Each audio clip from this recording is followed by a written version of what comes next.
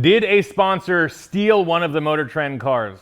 Kind of. Welcome back to Stay Tuned. I'm Tony Angelo, and today we are going to dig into the history and the whereabouts of every single Hot Rod Garage car, part 2. And this chunk is going to cover a lot of really important cars. The Twin Pala, the 74 Corvette, and most importantly, and most asked about, the Pontiac Le Mans convertible that just disappeared into thin air. Is it stolen? Did it come back? Stay tuned to find out. All right, the next is the S10, a car I was kind of not forced into building, but it was always like they're staring at me. Freiberger was like, hey, I got this 84 S10 for $200 at the junkyard. He's a sentimental guy. He was like, it's too clean to let it die. It's 4-cylinder, 2.5, 5-speed truck.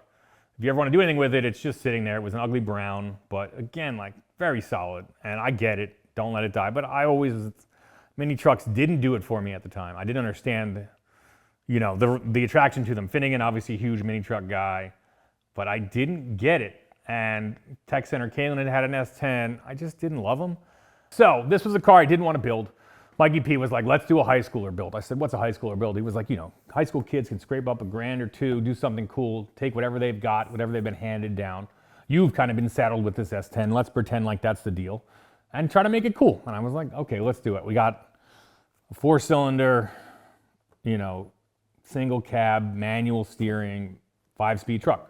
So we wrapped it in, obviously California truck, no rust, not a lot of dents. So we wrapped it in like a flat gray. Got some cool wheels and tires off at Tech Center Kalen on the cheap.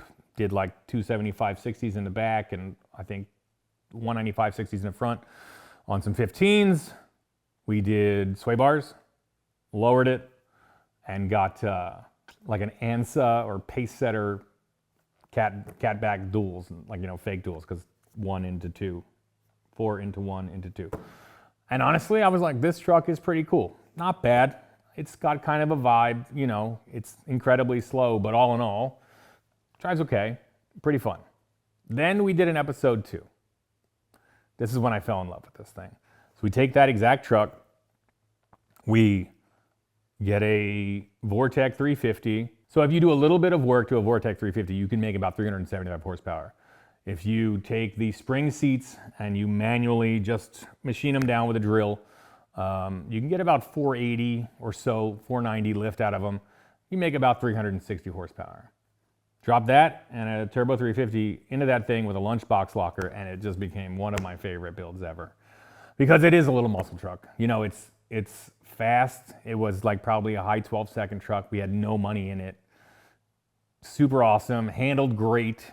It felt like a little G-body, but it was so weird. I went from hating it to liking it, to loving it. And then I bought it. I bought that puppy and I bought it home. I brought it home. I had to. And I used to drive around the back roads here. I just knock it in second gear, handled awesome, ripping it up through the back roads. Really, really loved it. And then wound up trading it for a 1970 Cutlass project that you've seen on this channel, February of 2020 or so. And we're still fighting with that car because we got it running, we got it driving, disc brakes and a few other things, and then realized the frame is deeply, deeply bent, and got another one, haven't put it in there yet. But at some point I'll have a 1970 Cutlass. Kind of regret it, honestly, because the S10 was so good and so together, and you could haul some stuff with it, and it was really fun. Anyway, guy up in New York has it. He's never selling it, he told me. He's done a sniper on it and a couple other things. And yeah, great little trucks. First gen S10s, awesome. Put a V8 in them, wicked awesome. Just knocking right out the next car up, and another one that I bought, 79 Malibu. When I was a kid in high school, I got a 79 Malibu, or an 80, same thing, 4-door, powder blue, from my grandmother, V6 car, and it had like 40,000 miles on it. I thought it was the ugliest, dumbest thing in the whole world, but I could throw my friends in it, we could mob around in it, we could drive it in the snow. You could run it into a dishwasher that was out for trash and not care about it. And I kind of fell in love with it. Then later on I realized, oh, it's a G-body, a ton of potential. You can put any motor in you want, has good suspension, tons and tons of aftermarket stuff for it. So we were trying to do a getaway car. We thought, let's, you know, make a cool getaway car. What could you do? Something that not only could haul and just be wicked fast, but handle really well and also go off of jumps. So we settled on, let's try to find another Malibu. And I found a 4-door, powder blue, 79 V6 Malibu. More or less the exact same car I'd had as a kid. So I was all in at that point. We built a 500 horsepower LS for it, did a TKO 600 at the time, Tremec transmission, 5-speed, full QA1 everything, carry 9-inch rear end. So already you've got everything cool. And then we put off-road bump stops on it and braced up the frame. So that not only could I do like a fun getaway with it, I put a handbrake in it too. Dual caliper handbrake in it. So it was ready to party. One of the greatest cars we ever did. And there's an old abandoned Air Force town that we rented out, and we did a really fun like wheelman, fake bank robbery, and then I got to drive, that's like the getaway driver. And I fell in love with that thing. So I bought the S10 and the Malibu. Brendan Jones got a 2-car and dragged them both east for me. And then I eventually wound up doing my first giveaway with that thing a few years ago. And it wound up going to this guy, Paulie Kit. He blew the motor up and then rebuilt it. He still got it. Awesome guy. He had family local. It came up, picked it up, loved it. It was the kind of thing we did. We could buy a sticker. At the time, one of my twins was going through a ton of medical stuff, and I was like, I'm trying to raise some. I was going to raise some money to help with medical bills. Did that. Turned out awesome. Everybody's response was really awesome on that one, and I wound up giving the car to somebody really cool. One of my absolute favorites, but it's gone. Somebody that has it, loves it, and that's what's important. And we can always build another one.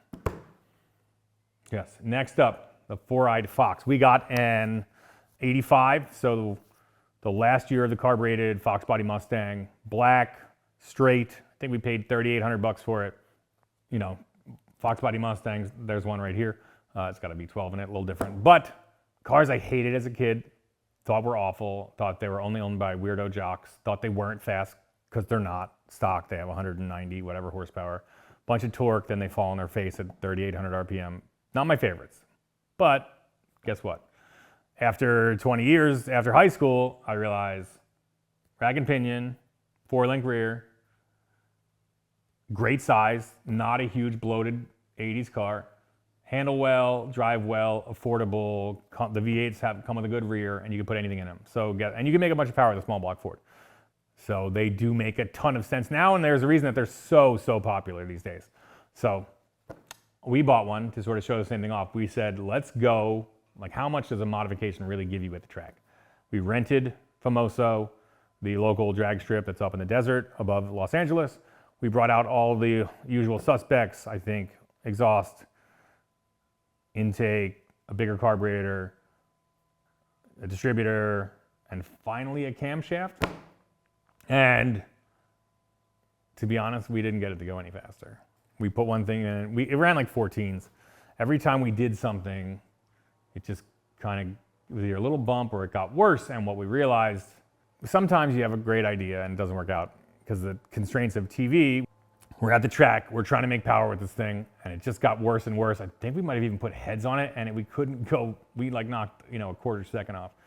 And what we realized later is that the timing marks, the damper was spinning, the balancer spinning, throwing our marks off. We had like 95 degrees of timing in it. It was awful, and then we beat the bearings out of the bottom end, which sucked and was awful.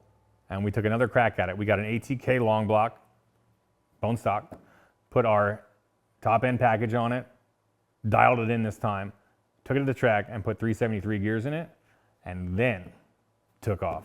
Ran a 12.6, Lucky did it. Lucky ran a 12.6 at like 108, 109 miles an hour. And I was like, well, now we're talking. That thing is killer. It's awesome.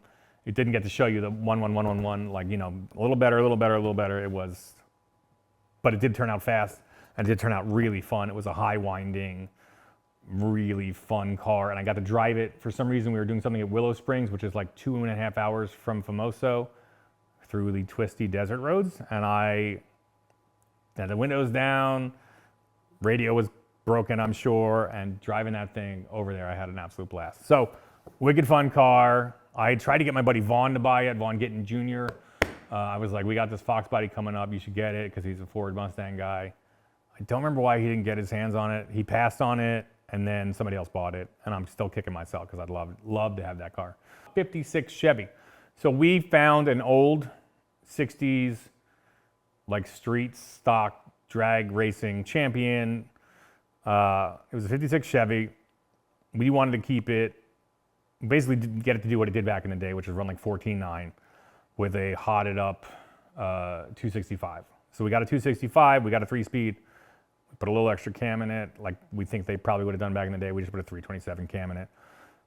Got it to run the number. It was awesome. It did basically exactly what it's supposed to do. The frame was magnificent. Our tech center Kalen guy, dude, had to refresh the frame. That thing, you could eat off of it. Super nice build. Frame, mechanicals, killer. Ran the number, and then Freiberger bought it.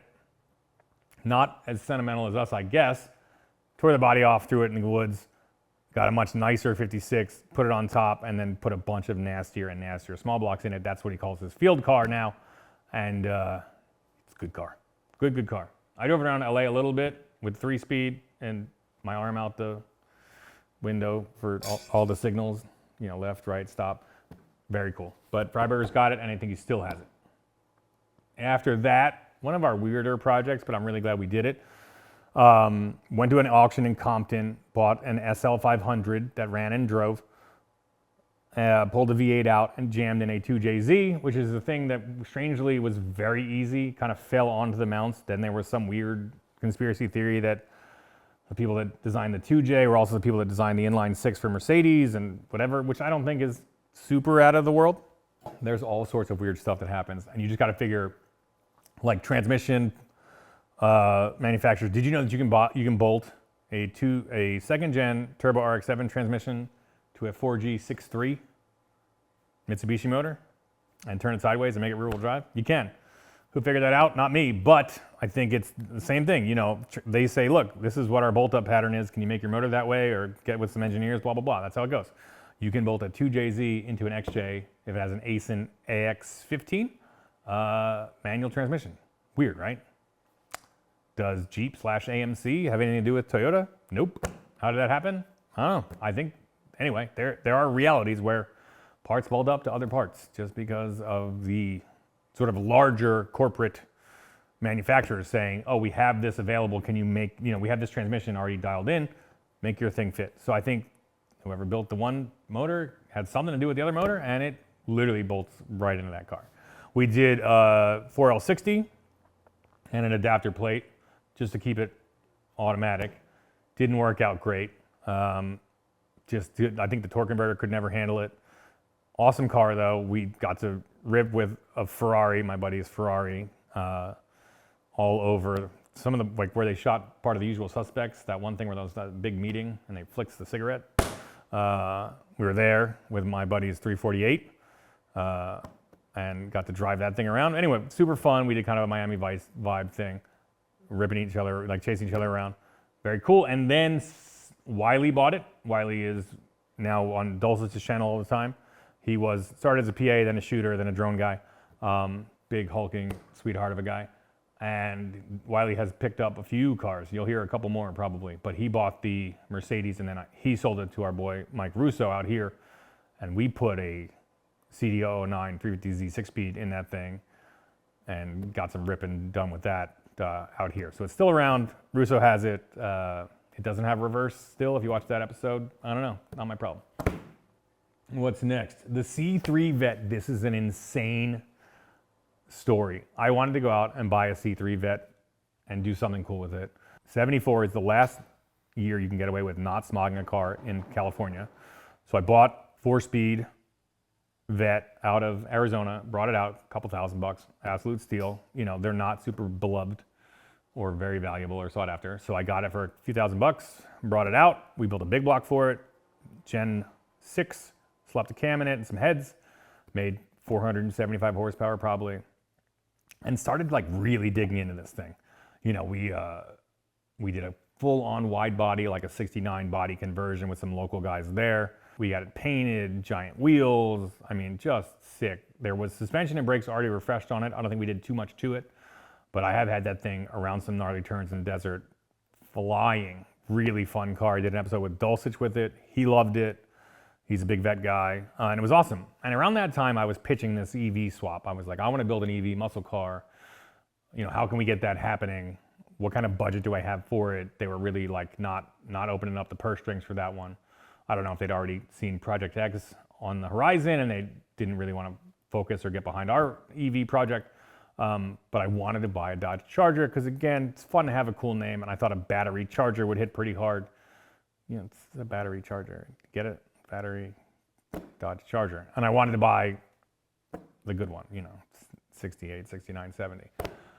So we listed that vet up for sale. We had done a ton of work to it. We had gotten it painted. It was a full driving, good running, side pipes and all sorts of cool parts on it. We listed it for $35,000. Now you ask, did you sell it for $35,000? The answer is no. We sold it for $38,000. A stoked up fan came down and said, I'm gonna get it. I wasn't, on the deal making end of this, but they sold it. He was like, I just want to secure it. I know a bunch of people are interested. I've got 38 for you. We sold it to the man and he loves it. He understands it's still a project. Everything that leaves a TV show is going to be a project. And $38,000 later, pumped into the company, he was on his way down the road with that very sweet 74. To which I said, oh, amazing, because Dodge Charger, even the project, is 68, 69, it's $20,000, $25,000. This will be awesome.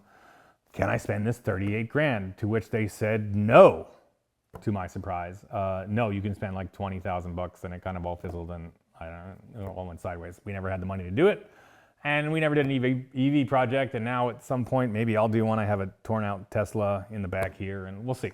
But regardless, that car got sold for 38,000 American dollars. Very cool.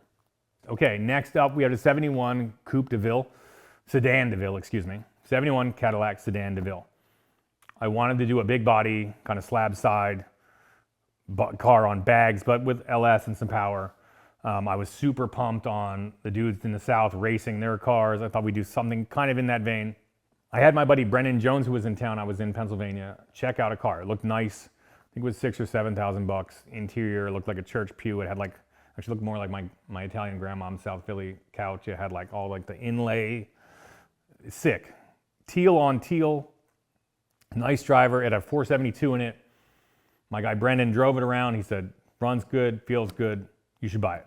So we did. Next time I flew into LA, that was our plan, was to do airbags, some suspension, a bunch of cool stuff to it.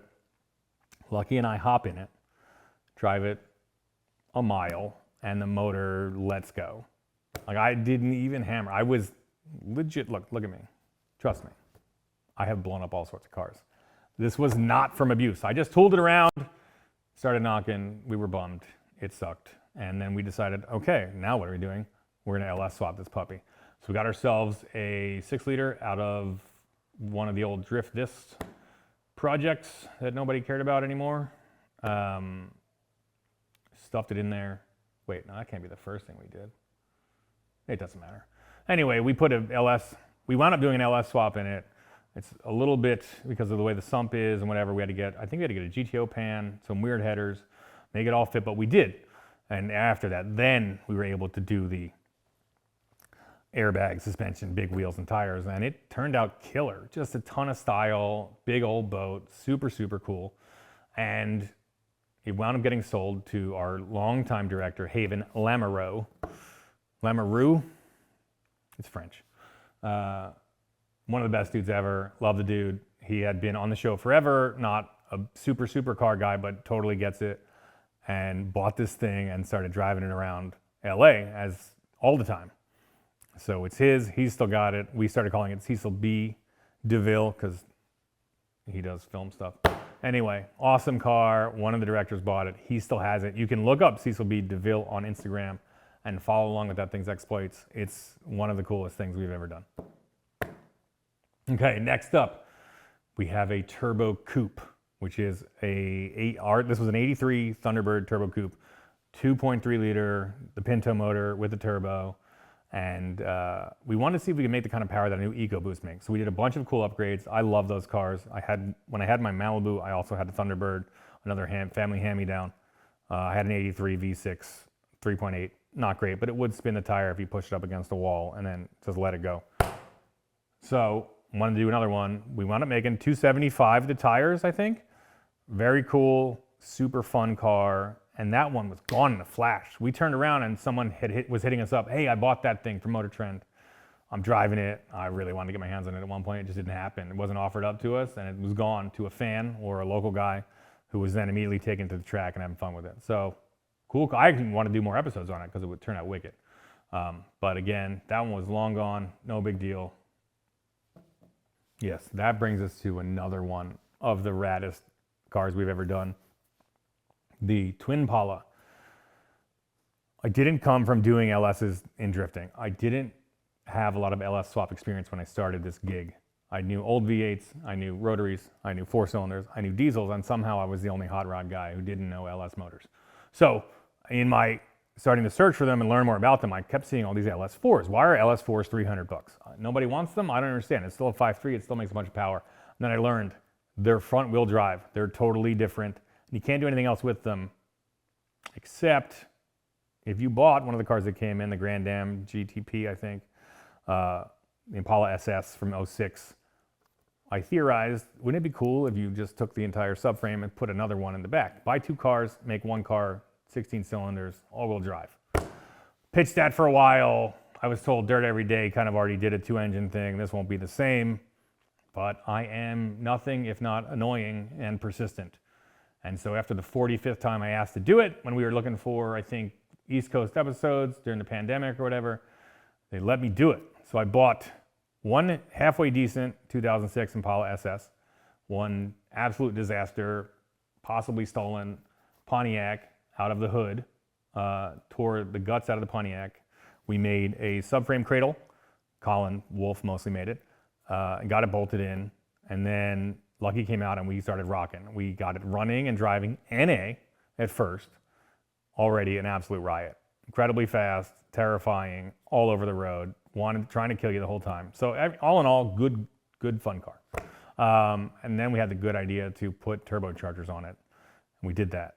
And we made basically about 1,000 horsepower in it. A lot of people kept hollering at us that you can't just add up the horsepower, to which I say, why not? I mean, they're both pushing the car forward. There is absolutely no reason not to say. That engine makes 350, that one makes 350, this car's got 700 horsepower, except that one made 500, that one made 500, and it was 1,000. It was terrifying. We didn't always have it aligned beautifully. I got it to run 10-1 at 142 miles an hour. It was trying to spin at the top of the track. It was pulling under throttle. It would dump the back end down super hard. Then it would kind of just do front wheel drive torque steer, but on both ends. And if you held on and you kept it straight, it would run almost a 9-second quarter mile. We did not have a ton of money in this thing. But at the top of the track, here at Maple Grove where I drove it, it has a little crest, and I'm trying to get on the brakes, but the brake bias was insane because it had front brakes in the front and front brakes in the back. And it loved to lock. As soon as you got on the brakes at all, it would lock at about 120 or so. The back end would start to get real loose because it would just lock them up. So that car was a handful. And I told them when I left, I said, please don't let anyone drive this thing hard. Or I think I said, if you're going to get somebody to drive it, go call up, a pro, go call Matt Field or Chris Forsberg or something, because you shouldn't let a regular Joe, anyone who doesn't know. That car is terrifying. I've driven some cars. I've driven some gnarly cars. That car was terrifying, but in a fun way.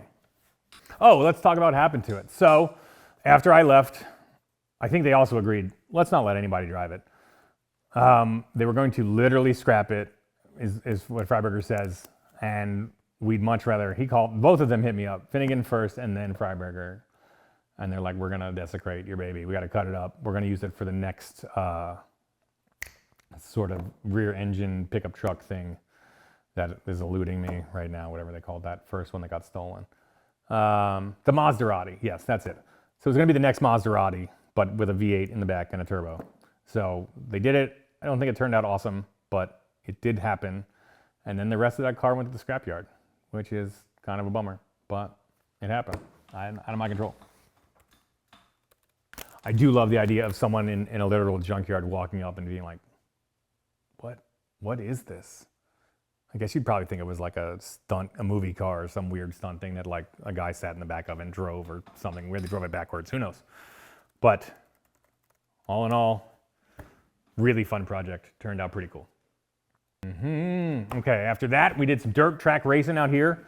We're not too far from a bunch of roundy round dirt guys.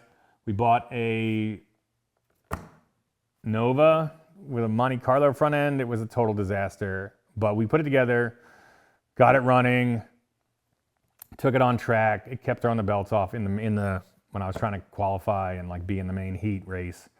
Couldn't get a lap in, very frustrating. I am unbelievably competitive no matter what the sport, but especially any kind of driving. So I was beside myself. Just boiled that motor a bunch of times. We had put together a little iron head small block because it's supposed to be Roadrunner class, which was like the dirt cheapest, most attainable thing. Except that every racer in the world always pushes it. So these guys all had like super nice belt drives and pretty hot motors. We were a little bit outclassed. Wasn't super worried about it. I just wanted to be able to put my foot down and drive around the track, but it would not do it. And the kid that sold us the car took it back. I think technically nobody owns it. He has it. I don't know. Not super worried about it. That one, I don't think we ever got a title for it. So, you know, you own it. You watching this? It's probably part yours. Doesn't matter. We are getting into my final season or close to it on these cars. Next one, we have the New Edge Mustang. Again, always looking for a good value car. We bought a 2002 Mustang GT, the New Edge, manual car, nice seats, very decent. It was $3,000, $3,200. V8, 5-speed, dual exhaust, decent paint, very cool car. And we decided to just do a bunch of regular upgrades to it. We started slow, some coilovers, we did headers, full exhaust, intake, some basic stuff, started driving around. The seats weren't great when we got it, but we did redo them. Turned it into a nice car and then kept going with it, which is a really fun way to do a thing, sort of in stages. Next, we did a torque arm rear suspension, which is an incredible upgrade for any of the Fox Body or SN95s. We did a Coyote motor, an F-150 Coyote motor. All we did was, billet oil pump gears, and a couple other fun things. And then I got to drive it hard. My buddy Jimmy Caldwell did some of those episodes with us. He smoked the clutch on a road race day, and I think it sat for a long time after that, but super cool. Pushed off to the side, and then David Silby, one of the producers on HRG, bought it and asked me, hey, hit me up. Is the 3550 trans going to hold up? Which I said, I don't know, maybe, depends. Very cool car. I hope you got it for a steal, and I hope you still have it. But yeah, one of the producers on the show bought it. It was really quite a package at that point. Coyote's rip, and it had a ton of suspension on it, and it looked halfway decent. So very cool, kind of complete car. What is next? The Grand Trational. I love turbo Buicks. You should love turbo Buicks. At this point, I think everybody loves turbo Buicks. Kendrick Lamar loves turbo Buicks. Some NBA dudes have some sick turbo Buicks. Killer Mike's got a turbo Buick. Obviously, all hot rod dudes from the 80s love them. Super, legendary, super cool. Are they that wicked now? Probably not, but still, they're awesome. And I wanted one, and we didn't have any money to spend, so I bought the dirt cheapest one I could find. We called it the Grand Trational. It was a hot air car, 85, T-type black. I bought it in Pennsylvania, probably a mistake. Dragged it out there. It ran 14s the way it was.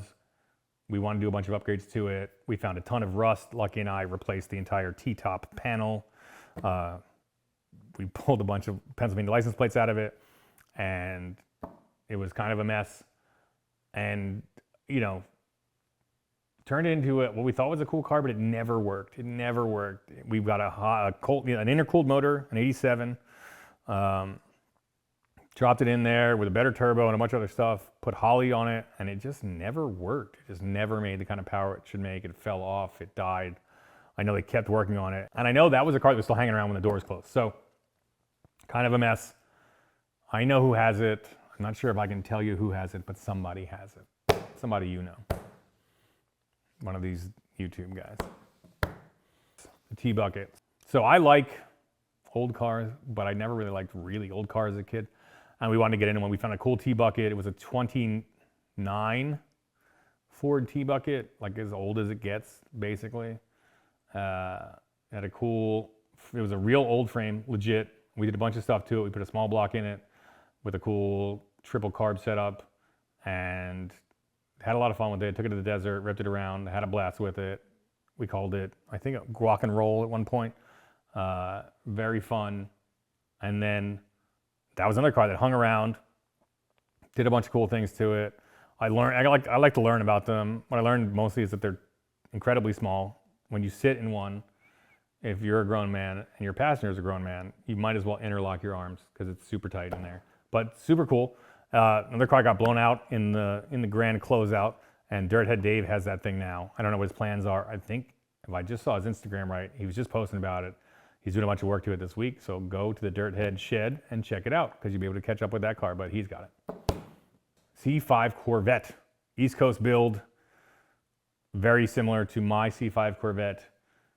Got an LS1 Corvette. It was kind of a dual coast thing when we weren't flying back and forth. Lucky, pulled the motor out, put a fresh motor in it with a big top end package from Texas Speed.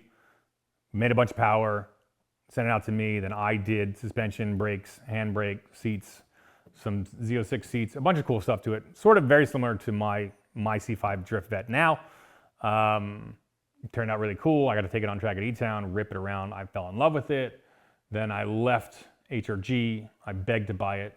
They told me to get bent, and Newburn bought it. So Newburn has it. I hope he still got it. He hit me up about it. I don't think I responded to his text. I was kind of bent about it, but not his fault. Newburn's a good dude. Anyway, so yeah, I'll bring it up at some point. We'll drive our Drift Vets together, our C5s. All right, what is next? Two cars, the E55 Mercedes and the 3000 GT VR4. When we were looking for weird bi-coastal episodes, so we could have some fun, we was like, hey, each of you guys gets $5,000 to throw into a car. How fast can you go with it? I'm talking all around performance. So I bought a weird supercharged C series Mercedes with a V8, and it had a Kleiman, which is a Danish company, supercharger on top with very rudimentary fuel enrichment, but it worked. Threw some tires on it and raced Lucky. And you think that Lucky's gonna pick something American and traditional, but there's a lot more to that dude than you might know. My guy goes out and gets a 3000 GT VR4, all-wheel drive, manual, twin-turbo V6. On paper, very cool. I think my Mercedes got the better of that thing. Both really cool cars, very stoked on them. As soon as we got them back to LA, I think they sold them to the lowest bidder. Just gone, never heard from them again. Okay, and then there was the 74 Javelin. Very cool car. Lucky and I spent a lot of time on that thing. We built a cool 450 horsepower 401 for it. Got a Super T10 in there, a 4-speed. Got wicked suspension for it, multi-link suspension. Tried to make that thing absolutely as cool as we could. We wanted to take it out like vintage as Trans Am racing with a bunch of these dudes who are maniacs. I eventually wanted to get to like the Dan Gurney, like inspired paint scheme, get it slant on the ground, big lip spoiler on it, and make it like the car that won the Trans Am series in 1972, I think it was. But we never got there. We got it to drive pretty wicked, make a bunch of power, be pretty reliable on track, but then I left the show. I know that they did another episode with it.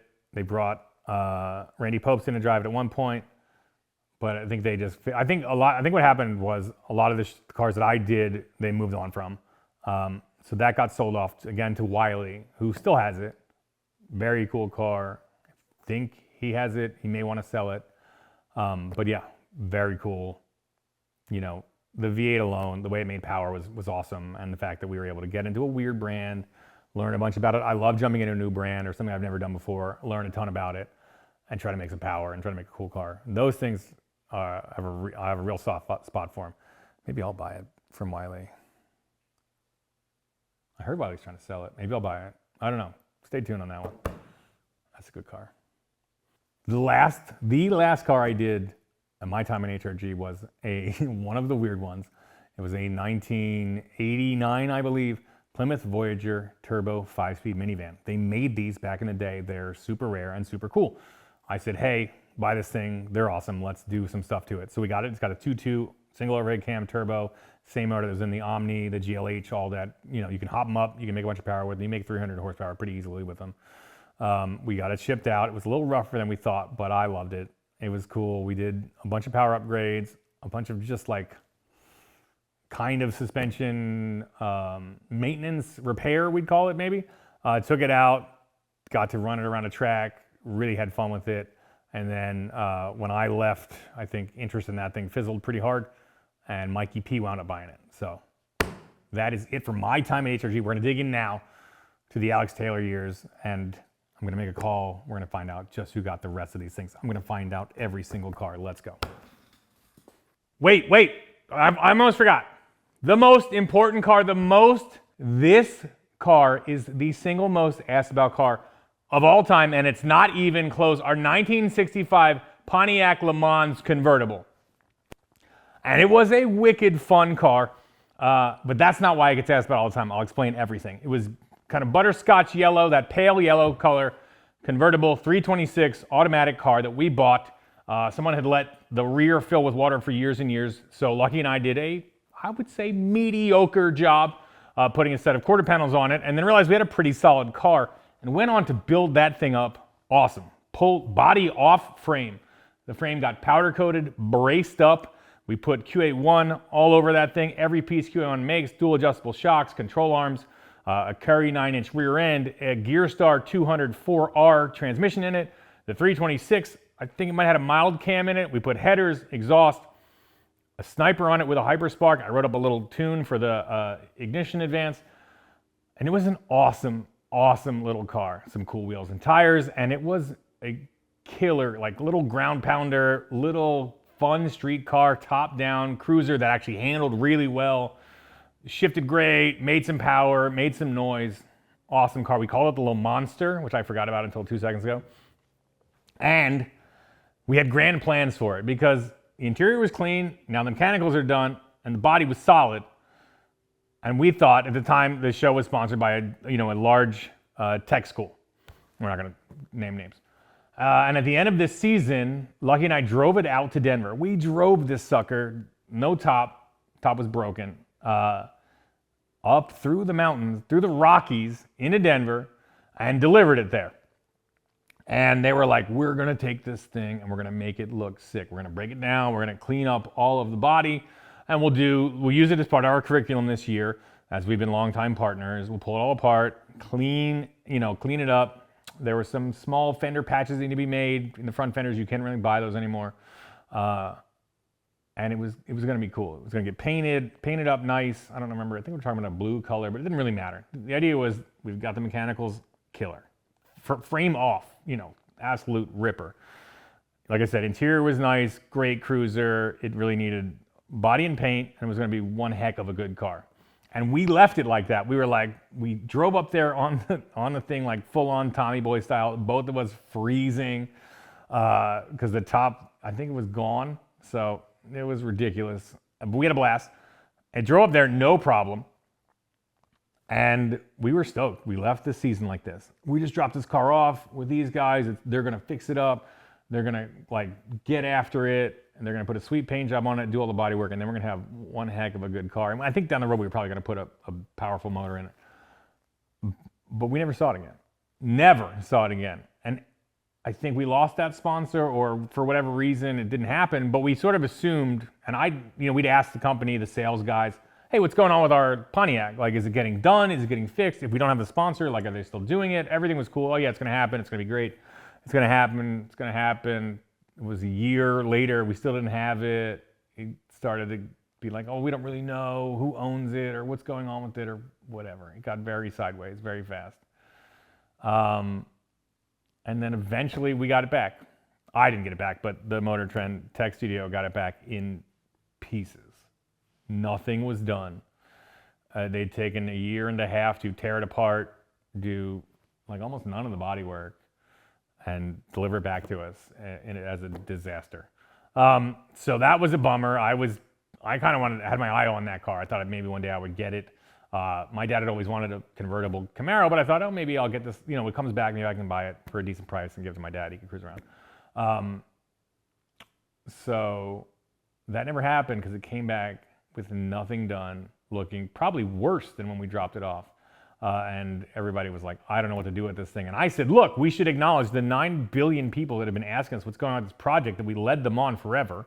and nobody wanted to do it. So they had one of the tech guys slap it all back together and sold it to a local guy for cheap, 5, 6, maybe $10,000. He got it, he scuffed it, spray painted it flat black, and put it on Bring a Trailer in 2020 something, early 20s, 22 maybe.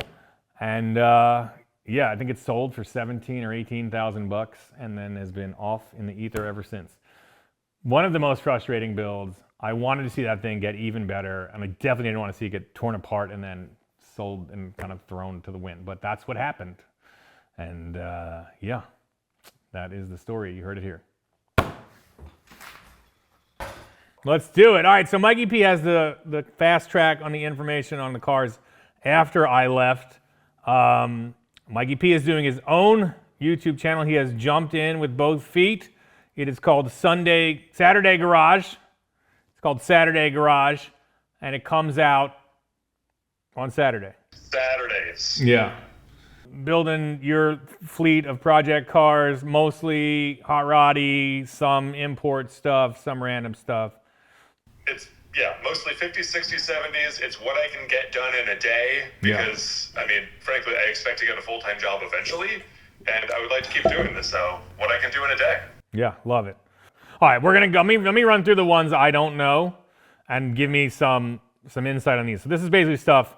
Looks like you guys worked on cars that I'm familiar with, but it starts around here. Alex's first season, episode 4, Twinsies. Alex and Lucky, newcomers to drifting. So I think it's a little, I don't know, suspicious. I spent 5 years on the show. I have some drifting chops. Now we got both hosts Z's, Drift Z's. It looks like. They acquired them. Yeah. Listen, this was an era when we were figuring out what a Tony Angelo free show looks like. Yeah, better get some drifting in there. Yeah. Right? I like it. Lucky had zero interest in it whatsoever. Alex had never tried it, wanted to try it. Yeah. And one of those got sold off, maybe to Scola. But the other one ended up on Super Street Garage. Okay. Tater Truck, that came from Roadkill at some point, right? That was a Roadkill car that Levi, who ran the studio, loved and ended up buying. He drove it for a while after that and sold it to some dude in the neighborhood who kept leaving notes on it for months and months and months. Oh, wow. And yeah, and when he, eventually got tired of getting parking tickets for having too many cars, he sold it to that guy. And I still see it around like the beach areas now and again. Gotcha. Okay. All right, cool. And then this is a episode 12 of that season. It looks like a 63 Galaxy sedan. No, 63 Galaxy Wagon. That is Lucky's car. Me and Alex, we conspire. We find a car. It's on the East Coast. We ship it back. He doesn't know, and we show him the car for the first time while he's doing an intro by himself. Oh, cool. On a car that we weren't working on. Ended up getting a Coyote swap way down the line. I think it's got bags on it, but he still has that car and drives the wheels off. Oh, good. Okay, yeah, I didn't know. I think he told me about it, but I wasn't clear on how he got it. I don't really remember a time on Motor Trend when hosts were just getting free cars, but that's cool that you guys did that after I left. We did not give that to him. Okay. That was his car on the show. Oh, he got ended it. up buying it later, but no. Yes. Season 11, episode 1, Typhoons, which is cool.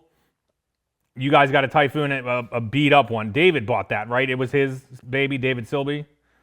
No, Silby knew the guy who owned it. We ended up getting a good deal on it. It was thrashed. But it was his kind of idea. He brought it to the table.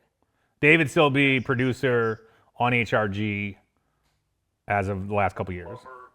A lover of oddball cars. Yeah, has a bunch of good cars. Oddball. Yeah. But he definitely championed the Typhoon.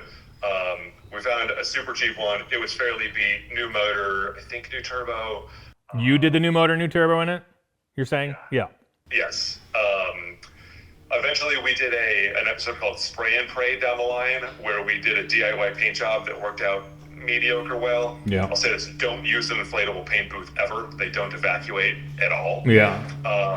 But Dirthead Dave ended up buying that during the great clearance of Motor Trend Warehouse. At the end, yeah. At the end. I don't know what he's doing with it, but I know that he's got it. Okay. All right, here we go. Now this one I know the car, but the Savoy we haven't talked about.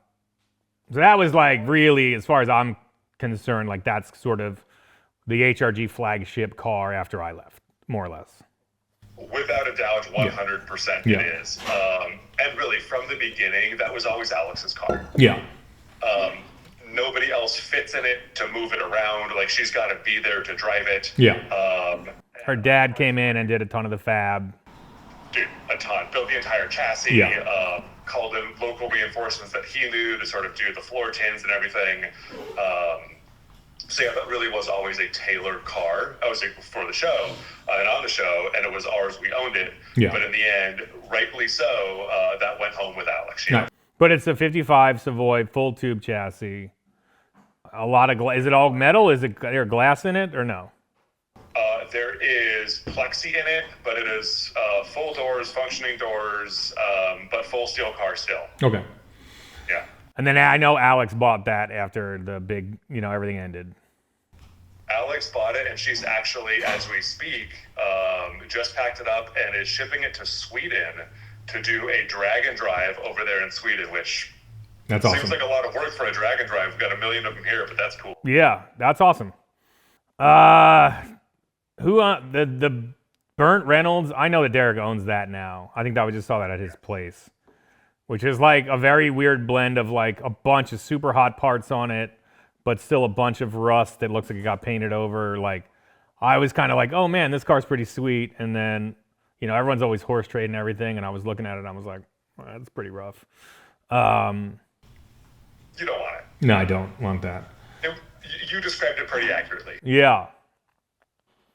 All right. This land speed car. Tell me about that thing. Land speed, Alex wanted to go land speed racing, and we needed some cool stuff to do.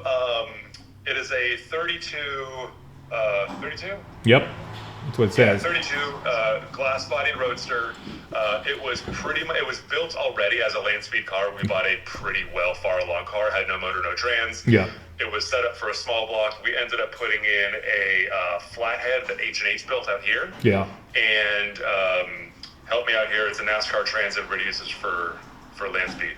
It's a 4-speed. Probably a T101A or something. There it is. Yeah. 100% it is. Yeah.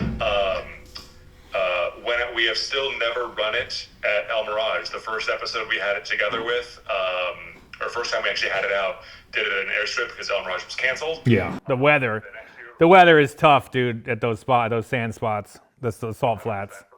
It's either the weather's tough or the salt's just not thick enough and they don't want to ruin it anymore. Yeah. So the next year we were going to go back out and it got canceled for heat.